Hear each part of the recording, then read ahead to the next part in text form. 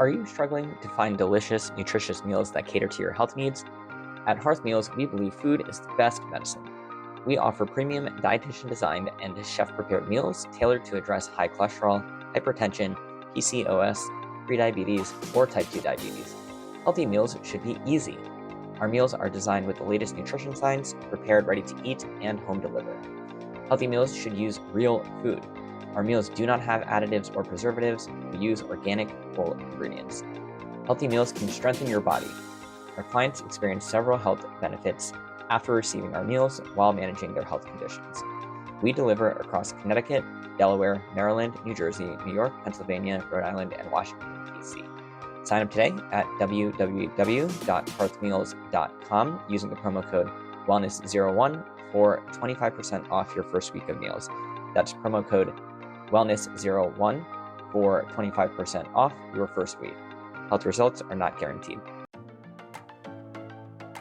Meet your new go-to for a fresh and inclusive approach to health.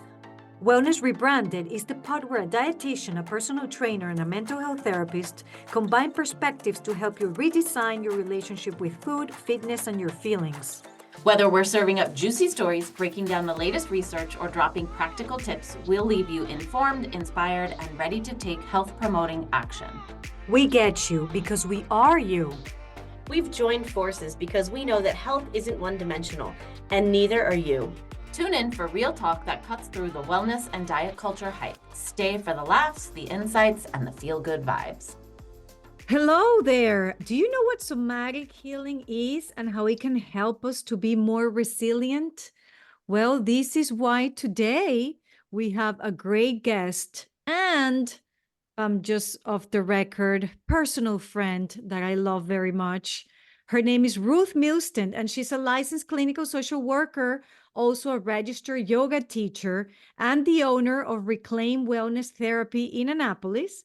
She offers somatic and holistic therapy and also offers somatic movement, yoga, and sound healing classes, among others. I have personally been in several of her classes, and it's always such a great experience and a learning experience. And that's why we invited her to come today to talk about what is somatic healing and how is it helpful, and tips for all of us on how to heal in this way. Heal. Ruth, thank you so much for being here with us. Welcome, welcome. Thank you. Thank you. It's so good to be here with you guys today. Did I miss anything? I feel that there's so many things that you do, amazing things that you do, that I want to make sure that I didn't miss anything. Anything you want to add to your intro? Oh, thank you, Maria. No, I think you got it. I think you covered it. Thank you. So, Ruth, what is somatic healing? I feel like I've been hearing about it more and more lately. I don't know if maybe because I'm tuning with it more or because it's really people talking about it more, but what is it?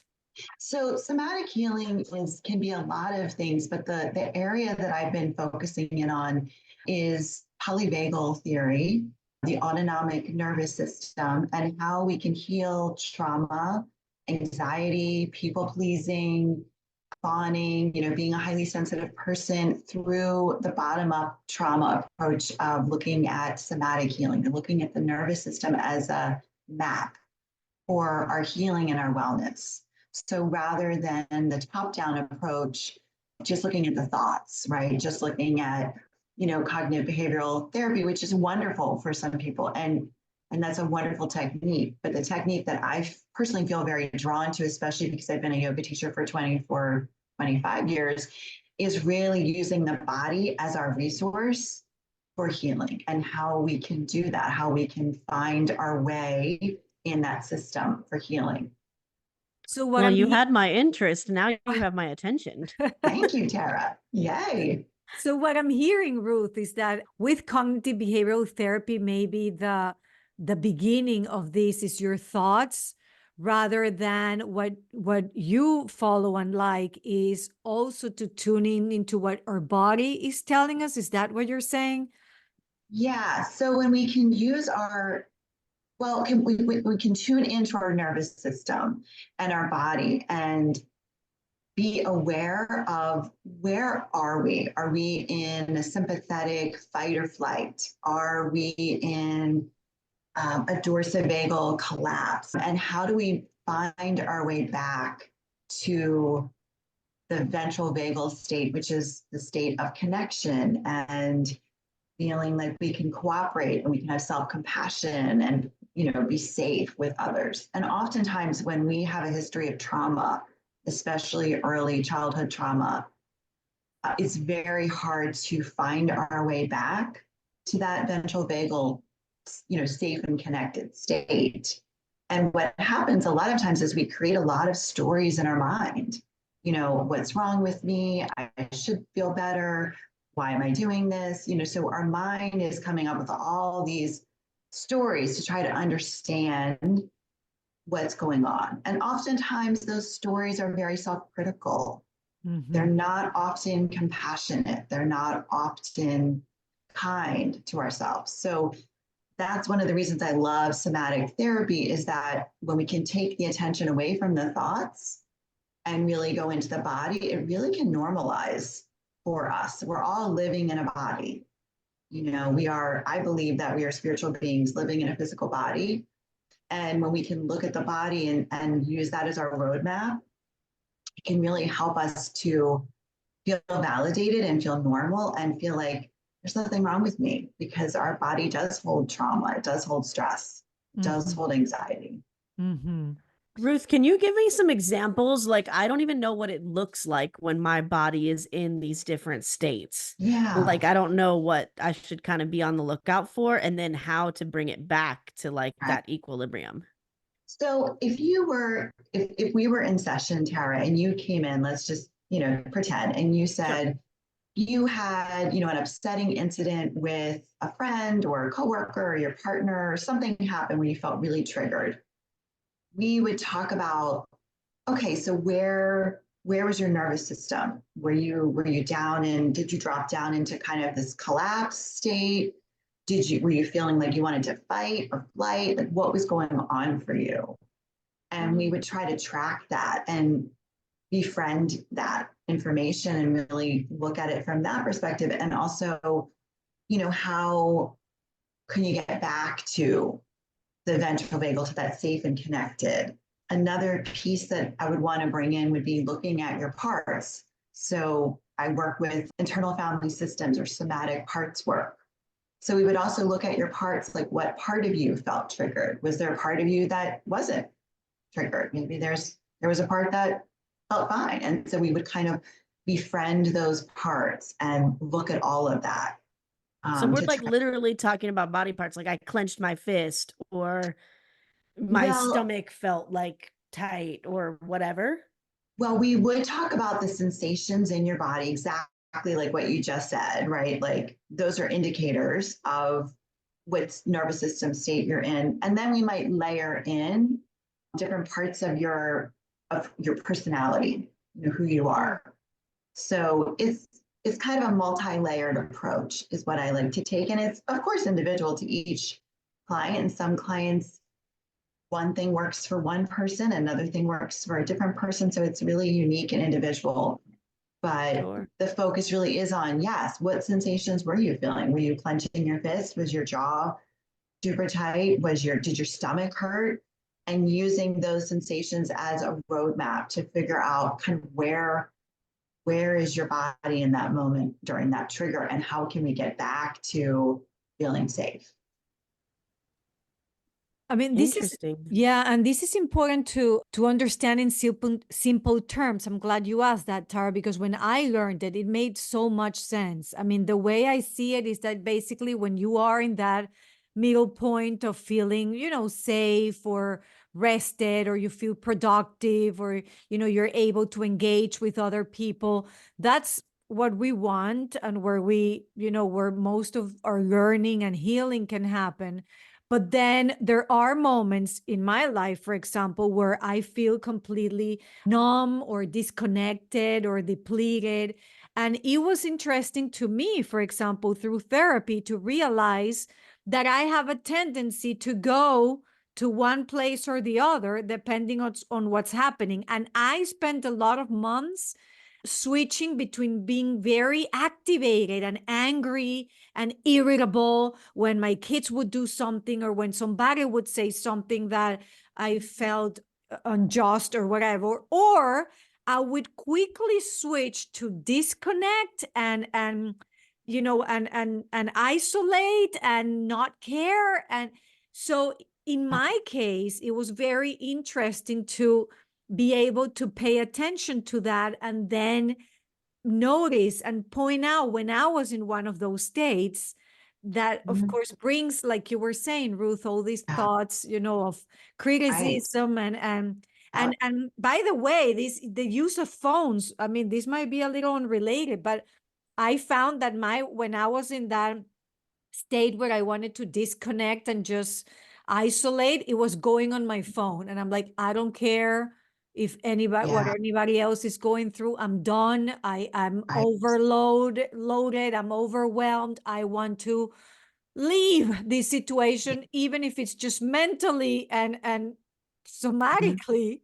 And then it's just going in my bed and just being on my phone. And it was hurting my relationships with others, and the way I wanted to live my life was not on those states. That makes total sense. And thank you for sharing that, Maria. And I work with so many moms, new moms. I've worked before I went back to therapy. I taught baby and me yoga classes for many years. And the reason I did that was because of the community, that sense of community. And the reason I love working with women is we've been kind of told that we can do it all, and we can do it all in isolation. And we shouldn't need anybody, and nothing could be farther from the truth. My passion is, really helping women to find those connections, find the safety, find the community. And when we look at it through a somatic lens, then we don't have to feel bad about it. We don't have to say to ourselves, well, what's wrong with me? I should be able to do this by myself. I should be able to work and parent and do all the things. And why am I complaining? What's wrong with me? And it's like, no, we are wired for connection. We all need community. And when we, again, look at that through the somatic lens, then it's normalized. It's not about there's something wrong with you, you should be able to do this. It's like, no, we all need connection to feel safe. That is what we are wired for. And I can say for myself that until I started studying somatic therapy, I would sometimes, like you, Maria, go into kind of that shutdown state and not really understand why I was doing it. And then as I was learning about, somatic therapy, I'm like, oh, okay, I understand now why it's not really about the phone. It's really just, I'm overwhelmed. I feel isolated. I don't feel like anyone understands what I'm going through. So now I'm just going to go off by myself, go down into that dorsal vagal collapse, right? And now I understand how to get back up to that state of feeling safe and connection. And that's really important to understand, I think, for me, for everybody, hopefully. Okay, so let me review something really quick, because I think this is important. If you are a woman out there listening to this episode, please know two things. One, we are wired to connect. Yes. and to not do things alone. And two, you don't have to do so much. Like there's this glorification of being busy and needed to doing it all. Please, let's just stop and know that even if you can't do it all and it feels like you can't do it all, why would you? Like, we don't want you to do it all, because your body is going to let you know sooner or later that it is having an impact. It's affecting your nervous system. And what for, really? When we are not okay, that is the moment when you're going to realize you can definitely not do it all, because you are exhausted. And by the way, those of you who don't know, the book that Tara came out with, Hot Mess to Hot Mom, I think one of the ideas in that book is to share tools with women specifically during, motherhood, but it's even beyond that. And my chapter 6, talks exactly about that, the myth of the good mother, because I felt, Ruth, that I had to do it all. And I wish I could have enjoyed the new years of motherhood, but I was so miserable because I had so many expectations on me. And talking about, my nervous system being all, all over the place, that Yeah. was the time. And in that chapter, I talk about the importance of asking for help. So Yeah. please, Yeah. women, please, you're not alone, and just don't do it. I mean, screw that. And also, I kind of want to dip into some of my yoga, kind of spiritual holistic stuff here and talk just a little bit about kind of like the divine feminine. And where women are living in a world where we're expected to be very masculine and be task oriented and do all the things. And if we kind of switch the story a little bit and we lean into that sort of, divine feminine or whatever you want to call it, where women are really wired for connection. And we have something that's called tend to mend, where we really are wired for, cooperation and connection. And so when I'm working with a woman of any age, I work with a lot of young women. I've worked with, anywhere from 18 to 85, it doesn't really matter.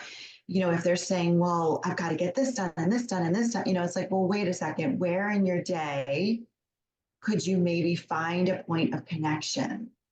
Because that's really what feeds our soul. Not did we get everything on the to-do list done today? When we lay our heads down on our pillow at night, what really matters? Did I get everything done? Did I do all my, tasks and run around and do everything? I mean, that's important to get things done, but where could I maybe fit in some connection? And especially if we have a history of early childhood trauma, where we already feel perhaps damaged or like isolated or alone, that connection is even more important and even more healing. So, one of my biggest passions is teaching workshops and classes where I bring women together. We can move our bodies, we can do some yoga, we can lay on the floor and receive sound healing so that we can connect with one another. And that's always been my passion, whether I taught mom and baby yoga or prenatal yoga or senior yoga, or now I'm teaching the movement yoga class. It's always been my biggest passion, is creating community for women and allowing women to give themselves permission, for time for healing, time for connection. That's actually one of the things I love about my job too, is I never set out to like create a community, right? I'm a personal trainer. I want people to move. I want them to feel healthy. I want Yeah. them to feel good in their bodies, whatever. But over the past like 6-ish years since I've been at my current employer, I feel like what I've done there is create this community of women who are like leaning into their like inner badass, to leaning into their strength, and who like feeling strong and confident, and are no longer trying to like shrink away from our inner strength that we're all innately born with, Yeah. right? Yeah. But now we're like embracing it. So I Yeah. feel like it's Wonderful. like a beautiful reflection of what you're doing with a different Yeah. modality. Yes, I love that. And I'm so excited about all the ways that all of us are helping to give women permission to lean into their strong, their femininity, their all of Yeah. those things, instead of trying to mold themselves into something else. Let's just embrace all the gifts that we have, which are a lot. Yeah. So Ruth, so we've talked about the role of the nervous system in all this. How can we become more regulated? Like, how can we even become more attuned to what we need? What are some things Yeah. you recommend your patients, your clients, and that our listeners here could even practice? Well, I think it's starts, first of all, at least when I'm working with clients, is just some basic psychoeducation on what is the nervous system, what are the states, so we even know what we're talking about, right? We even I think of it as like a Smith Island cake. And the first layer is, what are we even talking about? Because it is a different framework. And so just starting with the basic understanding of the language. So when they're coming in and I'm saying, okay, what was the sensation in your body and what did that feel like? And what state were you in? They even know kind of what we're referring to, right? So just starting with that awareness is really big. And then once we have awareness, practicing that awareness, right? So that perhaps we're keeping track during our day of, okay, so what is triggering me? Deb Dana talks about glimmers and triggers. So what is triggering me? And she calls them glimmers. What are moments of safety, moments of connection, right? And at the end of the day, what was a good enough moment for me? Was it that moment when I went to the coffee shop and I smiled at the person behind the barista and we had a little connection? Like, what was it? And really focusing on those good enough moments of connection. So that piece, the awareness piece, the mindfulness piece, the psychoeducation piece is really important. Before we even get to things that we can do, we have to know what we're even looking for. I really recommend that people journal and keep track of, the glimmers during the day or the triggers during the day, right? And then, once we're kind of in that mindset of, because it's a really different mindset, right, of paying attention to what's happening in our body, then we can start practicing some things like regulated breathing or movement or a regular yoga practice or regular exercise practice, working with a personal trainer. There's a connection right there. You're going to the gym and you've got your safe person like Tara, and that's a wonderful glimmer, right? Or taking walks in nature, using nature as a resource. So there's a lot of resources. And when I'm working with women who may have some chronic medical conditions or some things that are hard to figure out what they are, like vasovagal syncope or digestive issues or things like that, then we're tuning even more into the body and lots of different things. What temperature was it? Were you warm? Were you cold? So there's a lot of techniques that we can use. Also in session, I often will do a little bit of yoga, movement, breathing, chanting, humming in session to help figure out, okay, so what is your personal roadmap to feeling safe and connected? Because it's different for every person. One person might love some movement and yoga, another person might not like that at all, and something else works for them. Yeah. So it's going on this journey to figure out what brings me into a state of feeling safe and connected. And also, we're not going to feel safe and connected all the time. We have to be resilient. So learning resilience. Okay, what do I do when I'm triggered? How do I handle it? What do I do if I feel, like I don't want to be around anyone? I don't want to talk to anyone. How do I handle it? How do I get back to safety? And not beating ourselves up for the fact that we're going to be moving around the nervous system. We're not meant to just be in safe connected all the time. Maybe if we're living on like a tropical island and drinking margaritas all day, but if we're living in regular life, no, we're not going to be there. So then also, how do we bring ourselves compassion for the fact that we are going to have triggers throughout the day? That's okay. So I'm like the most type B person on earth. I'm super relaxed, laid back. Like it takes a lot to rile me up. And then I had a baby. And then I had a toddler. And the toddler stage was something else for me. And I found myself like getting triggered for like the first time in my life because toddlers are like awesome at pushing buttons. Like somehow they just know what's going to make you lose your mind. And so for the first time in my life, right, I was like 38 years old, 36 years old when this started happening. And all of a sudden I was having to like discover like what are my triggers and how do I Mhm. deal with them, without losing my mind or freaking out or, considering the fire department, that kind of stuff. So I feel like it took me a long time to realize like what the triggers and glimmers were.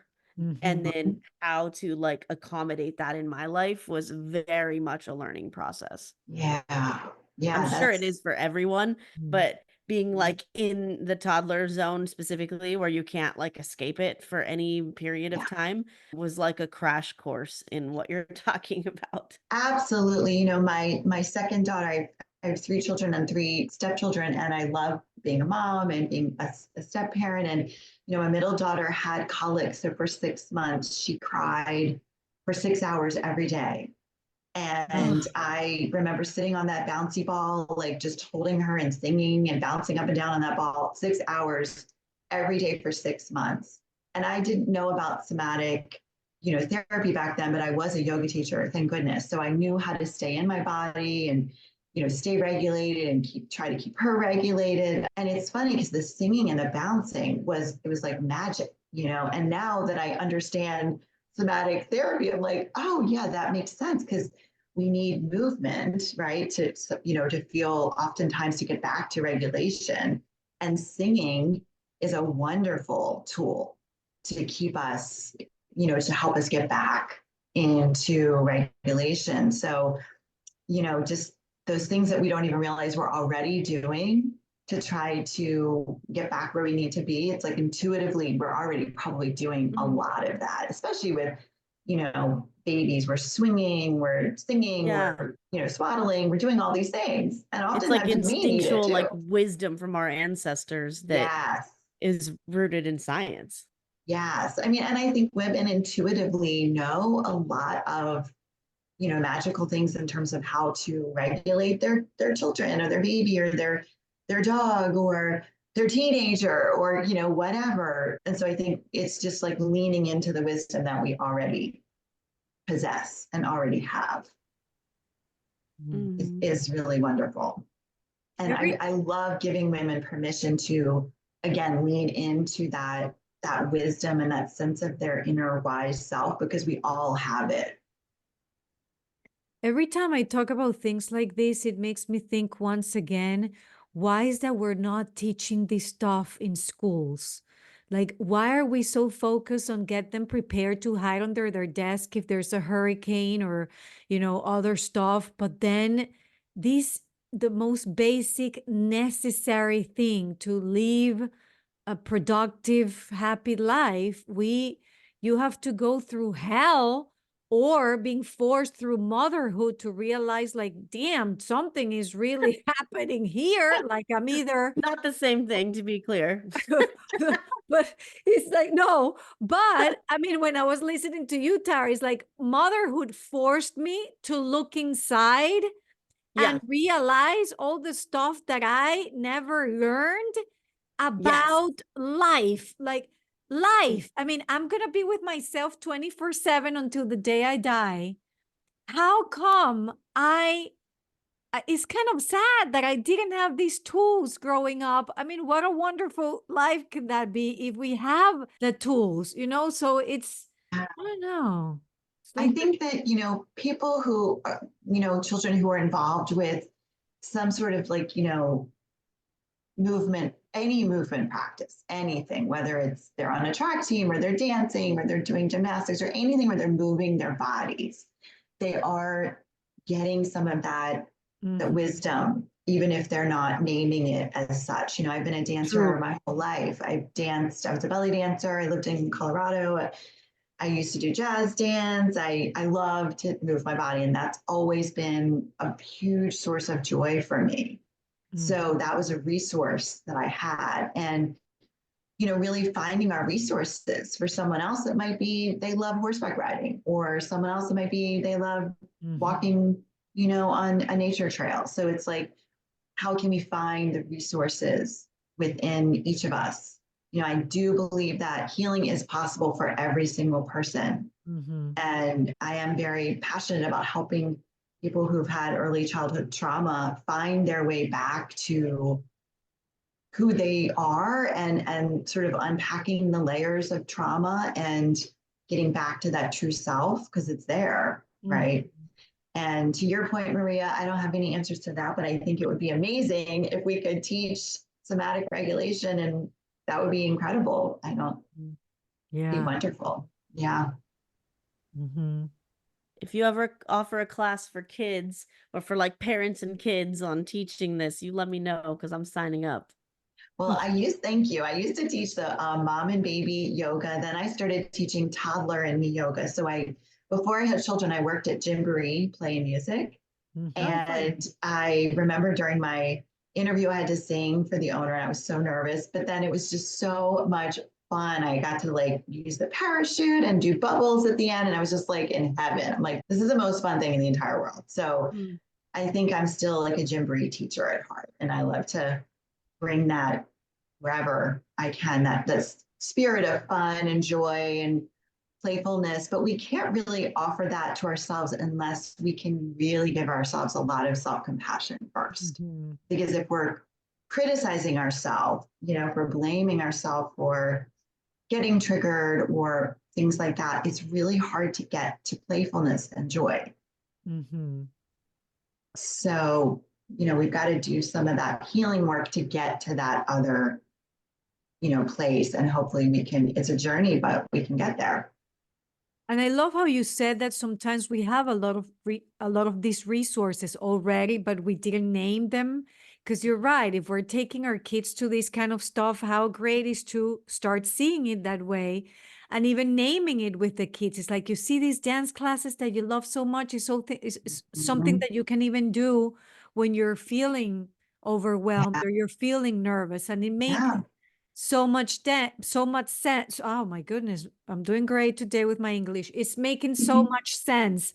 But just like you, I'm a dancer. I love dancing. And no wonder every time at the beginning of a big speaking event when I'm nervous, that's what I do. I move my body and I play some music and I dance, and it automatically makes me feel better. And, but it's like, I don't think I ever named it like, oh, I'm doing it so I can regulate my nervous system. No, it comes automatically. But how cool is to also know that you might have already a lot of things you can do inside of you that is just, recognizing you. I do this too, Maria. I have like a playlist that's called Tara's Empowered Hyped Up Mix. The official title. And it's got like all my favorite like high energy songs that make me feel like, badass warrior goddess. And anytime I'm going to like a job interview or a speaking engagement or something where I'm like a little bit anxious, I play it, but you can't just like play it. You have to play it really loud. Yes. And somehow it just like gets you out of the, nerves and into like your, true self. Hey, Tara, FYI, you are already a badass woman. You don't need to feel it, okay, girl? You were born badass. You're my badass friend. Sometimes I need reminding though, so. Okay, I'm reminding you. That's why we made the mix. Okay, I'm reminding you, you're badass. That's awesome. I love that, Tara. And, I love seeing like someone, driving their car and they're playing the music really loud and they're grooving in their seat, or even like if you look at toddlers, and they're just their natural movement, their natural joy. And so anytime we can encourage that with our children, and instead of always asking them to sit still, where are moments where they can be allowed to move their body, they can wiggle, they can move, because they have access to that joyful movement and that nervous system regulation within them. I mean, we do have to help them, of course, but we want to encourage and name, like you're saying, Maria. Like, I love how you're, moving your body. How does that feel? Does that feel, joyful? And that's just really encouraging that. Yeah, you're so right. Sometimes we put the brakes on things that are happening naturally. Yeah. There's a reason why they're happening. I wonder how much as a society we do that. We've talked with Elizabeth about intuitive eating, and I love her example of how babies are, they stop eating when they're full, and I'm really in tune with their, hunger and their fullness cues. And as we grow older, we kind of forget it, get distracted, and then we're not listening to our bodies much. I wonder this is related to that in terms of, Absolutely. as kids, we kind of know intuitively what make us feel better, the going for a run, running away, or like my kid, she loves to put her legs all the way to her ears, like when you bring your feet Mhm. all the way to, and now I'm listening to you and I'm thinking, I don't need to interrupt that process unless it's unsafe No. or something, but you know? Right. We can catch our children already regulating and name it. Yeah. I love how you're putting your legs up by your ears. How does that feel? Does that feel good? Okay, well, wonderful, right? Like that's a great way to calm your body down. And Yeah. so when we can start speaking that language to our children and to ourselves, then we can give ourselves permission to regulate. It's not really a mental process. Regulation isn't, this sort of mental check the boxes process. It's really a bottom up physical approach. Mm-hmm. And so when we can frame that and name it and give that permission, it's really helpful. So I think that that's something else that we can be doing just in our own and even for ourselves as we go through our day. What's making me feel safe right now? What's making me, what am I doing that's shutting it down? Am I telling myself that I can't do this? So, a silly example, oftentimes if I'm in line anywhere, I'll just find myself just gently kind of swaying side to side a little bit. And sometimes I feel a little silly, but I'm like, well, this is helping me kind of just not get impatient while I'm waiting in this line. And if someone thinks I look a little weird, well, okay, I'm okay with that. And then I'll often find other people swaying, or I'll see another person that's kind of rocking their heels back and forth. I'm like, well, they're regulating right now. Mm-hmm. But when we grow up with trauma, we have so many messages that are telling us that we're not okay, or we've had experiences that really shut down that natural resilience. Mm-hmm. And so trauma therapy can really help to bring that resilience back. So basically, one of the many messages and takeaways from today, I think it's how to frame this, the whole topic about regulation or nervous system regulation, how to frame it. And like you have said, give ourselves permission to find safety, to find those things that are going to make you feel better and build that resilience. Another thing I wanted to add was touch. So is there touch that is safe for us, right? Can we get a massage? Can we ask a friend for a hug? Can we hold our partner's hand? Can we offer safe touch to our children? Hey, can I give you a hug right now? So touch is really, really important in terms of regulation. And allowing ourselves to receive and to give safe touch is very, very important in I terms hear of this regulation. so much from like my older clients. Maybe their partners have passed away or, whatever, they're aging alone in their homes. And I don't touch my clients often, right? Like, unless I'm like pointing out, like, squeeze this muscle right here. But every now and then I'll like stretch them or do something. And almost without fail, people are like, wow, I haven't been touched in forever. And it kind of makes me sad because I know how healing and therapeutic it is for us. So I feel like seeking out those safe experiences, like getting a massage or, having your trainer stretch you or things like that, like super, Mhm. super crucial. Absolutely. I mean, when I taught baby me yoga and infant massage, the reason I taught infant massage was I wanted moms to massage their baby safely, of course. And, I was so passionate about that bonding that happens through touch. And especially as we get older, yes, when I'm working with, women who are, older, and again, they may have a partner that's passed, it's like, how can you seek out safe touch on a regular basis? Maybe it's a weekly massage. Maybe it is working with a personal trainer and asking to be stretched. Maybe it's going to a yoga teacher and that yoga teacher does gentle adjustments, or getting a Reiki session or whatever it is. But that need for touch really never goes away. It's so extremely important in terms of co-regulation and feeling safe. and feeling connected to others. We really do need it. And again, it's not for everyone, right? I have a friend that does not like to be touched in any shape or form when it comes to a massage or a hug or stuff like that, which is fine. But I guess the invitation is to explore and find ways that if it's not touch, it could be something else, but find ways to regulate that nervous system and use it as a tool to bring ourselves to a state of whatever you want to call it, balance or calmness, or when we are triggered by different things. And also once we learn how to identify those triggers. Ruth, thank you so much. I love this conversation. Before you share with us, how can people find you? And we'll share that on the show notes as well. If somebody's listening to this first episode and they're intrigued about what we just talked about, and they want to know more about how to get help in identifying their triggers or identifying even the way for them to regulate, what is a good first step? Is it finding a therapist? What's the first step? I think a really good first step is just read about it a little bit. Go on, look up Deb Dana. You can look on her website. She has tons of information. Dr. Steve Porges is the one that developed polyvagal theory. There's some wonderful podcasts on it.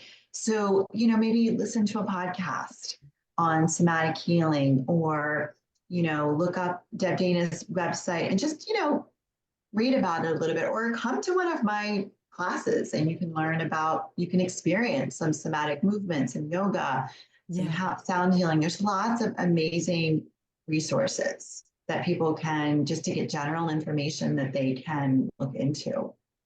Great. And how can people find you? If you have a website, your Instagram? Yeah. So people can find me, thank you for asking, at reclaimwellnesstherapy.com. My Instagram is at reclaimwellnesstherapy, or that circle sign. And I have a practice on West Street Monday through Wednesday. And then I'm at Perilla Wellness, which is a wonderful acupuncture center in Arnold, on Thursdays. So people can find me, they can contact me, and I'm happy to figure out where it makes sense for them to meet me, and we can go from there. Yeah. That's great. Thanks so much for sharing that, Ruth. Yeah, thank you guys so much for having me on. This is amazing to be able to talk about this. I really appreciate it. And I appreciate what you are doing to help women in our community. And I think that we're all doing good work for folks here in this area. So it's exciting. Thank you. Thank you. And if you're out there and you like this episode, don't forget to like it, download it, share it with others. You're going to have all the information that Ruth links and everything else on the show notes. Please spread the word. As we have told you, this is a movement. It's a movement to learn things, to combat false information, to learn tips, and just keep ourselves in that journey of rebranding our wellness. Until next time. Thank you for listening. If you want to connect with me outside of this podcast, you can find me on Instagram at coaching_therapist. I'm Elizabeth. You can find me at Elizabeth Harris Nutrition, or in my Facebook group, Health and Healing with Intuitive Eating.